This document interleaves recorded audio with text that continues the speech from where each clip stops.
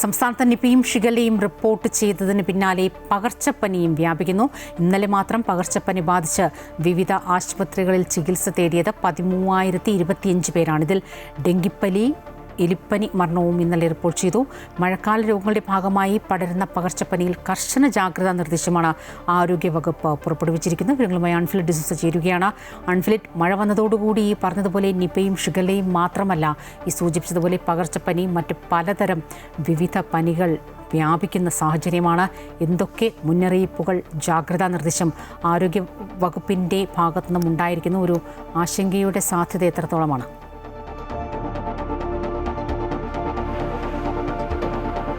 തീർച്ചയായും സ്വപ്ന, നിപ്പ കോഴിക്കോട് സ്ഥിരീകരിച്ചു, അല്ലെങ്കിൽ നിപ്പ രോഗി ഗുരുതരമായി തുടരുന്നൊരു സാഹചര്യം, നിപ്പയോടൊപ്പം തന്നെ ഷിഗല്ല പടരുന്നൊരു സാഹചര്യം, ഷിഗല്ലയിൽ പോലും മരണം റിപ്പോർട്ട് ചെയ്യപ്പെടുന്നൊരു സാഹചര്യം. അപ്പോൾ ഈ നിപ്പയും ഷിഗല്ലയും എന്നതിനപ്പുറത്തേക്ക് മറ്റു പകർച്ചവ്യാധികളും തന്നെ വലിയ രീതിയിൽ പിടിമുറുക്കിയിരിക്കുകയാണ് സംസ്ഥാനത്ത്. അതിൽ ഏറ്റവും പ്രധാനം എടുത്തു പറയേണ്ടത് എലിപ്പനി, ഡെങ്കിപ്പനിയുമാണ്. സാധാരണ ഈ മഴക്കാല രോഗങ്ങളുടെ ഭാഗമായി എലിപ്പനി, ഡെങ്കിപ്പനി വരുന്നുണ്ടെങ്കിൽ പോലും ഇത്തവണ അത് വളരെ വേഗത്തിൽ പടരുന്ന ഒരു സാഹചര്യമാണുള്ളത്. അതായത് കണക്കിൽ പരിശോധിക്കുമ്പോൾ കഴിഞ്ഞ ദിവസം ഉണ്ടായത് ഒരു 72 പേർക്ക്, സംസ്ഥാനത്ത് ആകെ കണക്കുകൾ നോക്കുമ്പോൾ കഴിഞ്ഞ ദിവസം 72 പേർക്കാണ് ഡെങ്കിപ്പനി സ്ഥിരീകരിച്ചത്. ഒറ്റ ദിവസം കൊണ്ട് 24 മണിക്കൂർ കഴിഞ്ഞപ്പോൾ അത് 134 പേർക്കും മാത്രം. അതായത് 72-ന് പുറമെ 134 പേർക്ക് 24 മണിക്കൂറിലൂടെ ഡെങ്കിപ്പനി, ആ രീതിയിൽ ഡെങ്കിപ്പനി പടരുകയാണ് സംസ്ഥാനത്ത്.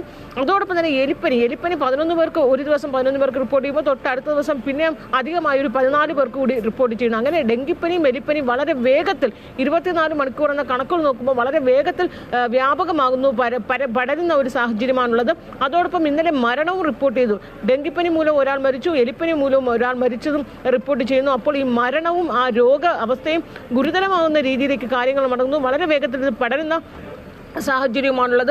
ഷിഗല്ല രോഗവും കൈവിട്ടു പോകുന്ന, പിടിവിട്ടു പോകുന്ന ഒരു രീതിയിലാണ്. പക്ഷേ ഷിഗല്ല ഗുരുതരമാകുന്ന അവസ്ഥയില്ല. ഒരു മരണം മാത്രമാണ്. ഇന്നലെ നമുക്കറിയാം, വയനാടിന് പുറമെ കോഴിക്കോട്, മലപ്പുറം, കൊല്ലം, തിരുവനന്തപുരം ജില്ലയിലൊക്കെ തന്നെയും ഷിഗല്ല റിപ്പോർട്ട് ചെയ്യപ്പെടുന്ന ഒരു സാഹചര്യം. അപ്പോൾ കൂടുതൽ ജില്ലയിലേക്ക് ഷിഗല്ല പടരുന്നു.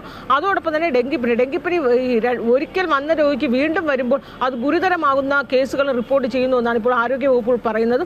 ശുചിത്വമൊപ്പം പരിസര ശുചിത്വം, ഇതൊക്കെ പാലിക്കണം. മാത്രമല്ല, ആരോഗ്യവകുപ്പിൻ്റെ ഭാഗത്തു നിന്നും ഉണ്ടാകുന്ന ജാഗ്രതാ നിർദ്ദേശങ്ങൾ.